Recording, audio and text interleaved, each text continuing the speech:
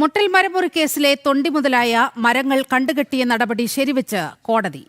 മരങ്ങൾ വിട്ടുകിട്ടണമെന്നാവശ്യപ്പെട്ട് അഗസ്റ്റിൻ സഹോദരന്മാർ നൽകിയ ഹർജി തള്ളിക്കൊണ്ടാണ് കോടതിയുടെ നടപടി. മരം തിരിച്ചു നൽകണമെന്നാവശ്യപ്പെട്ട് 15ഓളം ഹർജികളാണ് അഗസ്റ്റിൻ സഹോദരന്മാർ സമർപ്പിച്ചിരുന്നത്. വയനാട് അഡീഷണൽ ജില്ലാ ജഡ്ജിയാണ് ഉത്തരവ് പുറപ്പെടുവിച്ചത്. നിയമവിരുദ്ധമായി മുറിച്ചുമാറ്റിയ മരങ്ങൾ DFO കണ്ടുകെട്ടിയിരുന്നു. ഈ മരങ്ങൾ തിരിച്ചു നൽകുകയോ ലേലം ചെയ്ത് പണം നൽകുകയോ വേണമെന്നാവശ്യപ്പെട്ടാണ് അഗസ്റ്റിൻ സഹോദരന്മാർ ഹർജി സമർപ്പിച്ചത്. നിയമവിരുദ്ധമെന്ന് കണ്ടെത്തി പിന്നീട് റദ്ദാക്കിയ ഉത്തരവിന്റെ അടിസ്ഥാനത്തിലാണ് മരം മുറിച്ചത്.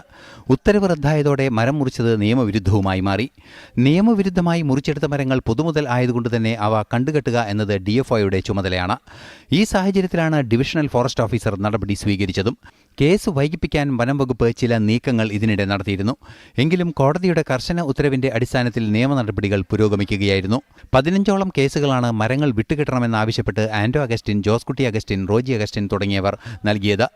കണ്ടുകെട്ടിയ മരങ്ങൾ പൂർണ്ണമായും പൊതുമുതലെന്ന് കോടതി കണ്ടെത്തിയതോടെ ഇവ ലേലം ചെയ്ത് സർക്കാരിലേക്ക് മുതൽ കൂട്ടാനുള്ള നടപടികൾ സ്വീകരിക്കാനാകും. ന്യൂസ് ഡെസ്ക്, ജനം.